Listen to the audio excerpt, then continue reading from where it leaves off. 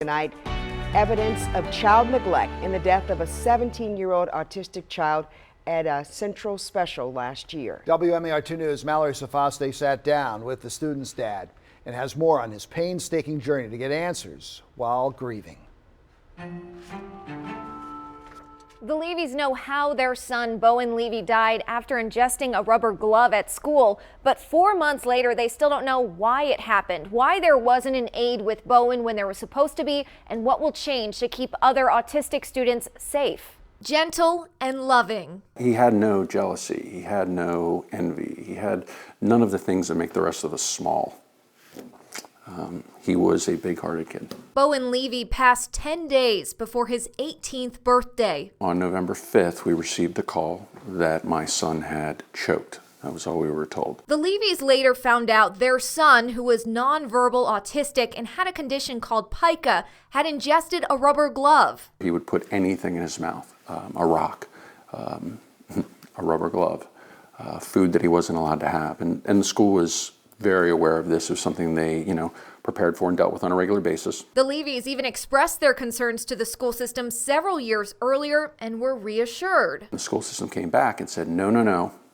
We don't want any private placement. We don't want to put, we can take care of him here.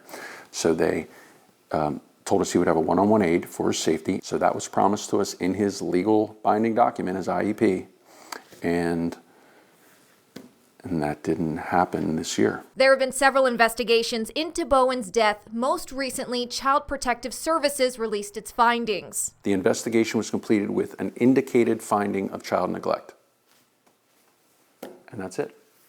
That was all they told us. They didn't tell us who had neglected him. They didn't tell us who's at fault. They didn't tell us anything. And then when we reached out to say, can we have more information on this?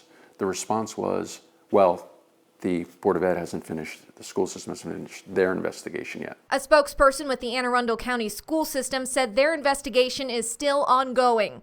In the meantime, the Levys have struggled to get important details about what happened, adding to his fears that if aides aren't where they should be, could someone else's child be at risk? I can't bring my son back, but I do have the ability to make sure that his legacy is that this doesn't happen to anybody else. No one else's child goes through this, no other family goes through this.